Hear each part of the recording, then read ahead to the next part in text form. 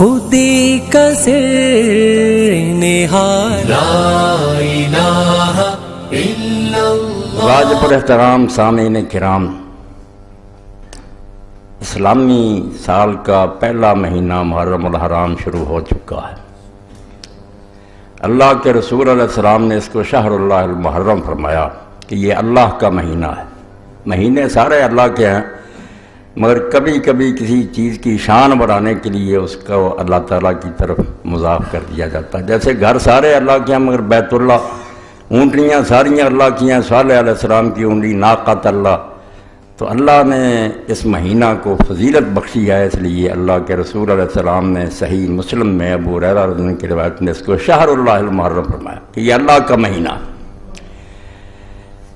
لوگ یہ چاہتے ہیں اور ایسا ہی کہتے ہیں کہ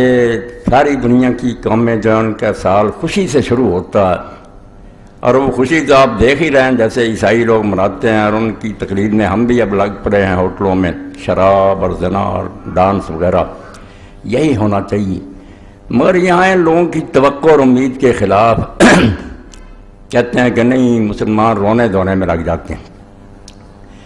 نیتیں بد ہیں۔ یہ نہیں کہ کوئی نیک نیت سے یہ کہتے ہیں کہ خوشی سے سال شروع ہونا چاہیے،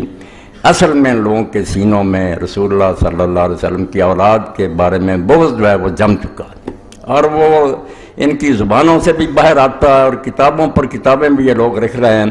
کوئی چھپی بات نہیں رہی کہ ایک طوفان بدتمیزی ہے جو برپا ہے۔ آپ اگر رسالوں کا اور کتابوں کا مطالعہ کریں تو حیران ہوں گے کہ حسین رضی اللہ تعالیٰ عنہ صرف کربلا میں شہید نہیں ہوئے، اب بھی مظلوم ہیں۔ تیروں کی اتنی بارش ہو رہی ہے کہ آدمی حیران ہوتا ہے کہ یہی لوگ جو کہتے ہیں یہ کوئی دینی مسئلہ، اگر یہ دینی مسئلہ نہیں کیوں محرم آتے ہی ہر رسالہ ہر کتاب اسی موضوع پر آتی؟ تو حقیقت یہ ہے کہ اس مہینے کا امام حسین رضی اللہ عنہ کی شہادت سے شروع ہونا، اور ذی الحج جو سال کا آخری مہینہ اس کا حضرت اسماعیل علیہ السلام کی قربانی پر ختم ہونا، یہ اپنی جگہ اللہ تعالیٰ کی حکمت کے مطابق بہت ہی مناسب کام ہے۔ جو لوگ دین کو نہیں سمجھتے وہ بے شک ہنستے رہیں، ناچتے رہیں، مگر اللہ نے قربانی پر سال ختم کیا اور قربانی سے آغاز کیا سال کا،